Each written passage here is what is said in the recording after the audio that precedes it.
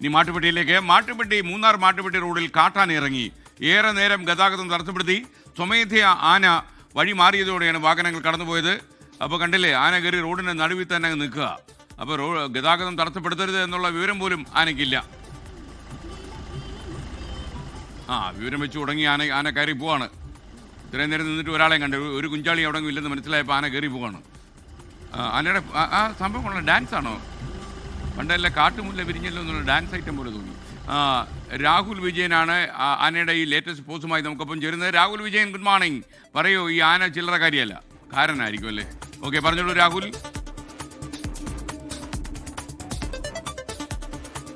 Good morning. ഹോസ്കോമൺ എന്നാണ് ഈ കാട്ടാനയുടെ പേര്. കുറച്ചു നാള് പുറത്തൊന്നും ഇല്ലായിരുന്നു, അകത്ത് തന്നെയായിരുന്നു. ഇപ്പൊ ഈ സമീപ ദിവസങ്ങളിലാണ് ഇത് ജനവാസ മേഖലയിലേക്ക് വീണ്ടും ഇറങ്ങിയത്.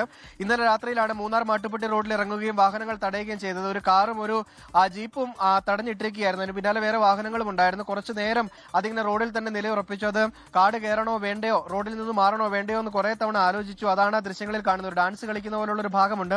അത് വനത്തിലേക്ക് കയറി പോകണോ, റോഡിൽ നിന്ന് മാറണോ എന്നുള്ളത് ആലോചനയിൽ നിൽക്കുന്നതാണ് കാട്ടാന എന്നുള്ളതാണ് ഏറ്റവും പ്രധാനപ്പെട്ട കാര്യം. പിന്നീട് ആന തന്നെ തീരുമാനിച്ചു, കയറി പോയേക്കാമെന്ന് തീരുമാനിച്ചു. അങ്ങനെ ആ റോഡിൽ നിന്ന് കയറി പോയതിനു ശേഷമാണ് ആ വാഹനങ്ങളെല്ലാം അങ്ങോട്ടും ഇങ്ങോട്ടേക്കും കടന്നു പോകാൻ തുടങ്ങിയത് എന്നുള്ളതാണ് അറിയാനും കഴിയുന്നത്. എന്തായാലും ആന ഇപ്പോഴും ജനവാസ മേഖലയ്ക്കടുത്ത്, ജനവാസ മേഖല എന്ന് പൂർണ്ണമായിട്ടും പറയാൻ കഴിയില്ലെങ്കിൽ കൂടിയും വാഹനങ്ങൾ കടന്നു പോകുന്ന പ്രധാനപ്പെട്ട റോഡിനോട് ചേർന്ന് തന്നെ ഉണ്ട് എന്നുള്ളതാണ് ഈ ഘട്ടത്തിലും മനസ്സിലാക്കാൻ കഴിയുന്ന. RRTയുടെ കൃത്യമായ നിരീക്ഷണമുണ്ട്. എന്തെങ്കിലും തരത്തിൽ ആശങ്കപ്പെടേണ്ട സാഹചര്യമില്ല.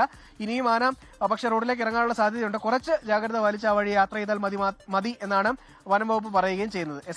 രാഹുൽ വിജയൻ, എന്തായാലും മഴക്കാലത്ത് ഇനി ആനയുടെ ഒരു കുറവുകൂടെ ഉണ്ടായിരുന്നുള്ളൂ. റോഡിലൂടെ പോകുമ്പോൾ ശ്രദ്ധിച്ചോണേ, അതിവേഗം നിങ്ങൾ ഈ മഴ സമയത്ത് വേഗം വീടണയാൻ വേണ്ടി പാഞ്ഞു പോകുമ്പോൾ വളവിൽ ചിലപ്പോൾ ആന നിൽക്കുന്നുണ്ടായിരിക്കും. കാരണം ബാക്കിലൊക്കെ അത്യാവശ്യം നല്ല മഴ പെയ്യുന്നുണ്ട്, കണ്ടില്ലേ? ഓക്കെ, ഹോസ്കൊമ്പൻ എന്നുള്ള ആനയാണ് വഴി തടഞ്ഞത്. പക്ഷേ ആനയ്ക്ക് അവസാനം ബുദ്ധി ഉദിച്ചു. ആന കാട്ടിലേക്ക് കയറിപ്പോയി, ഗതാഗതം തുറന്നു കൊടുത്തു.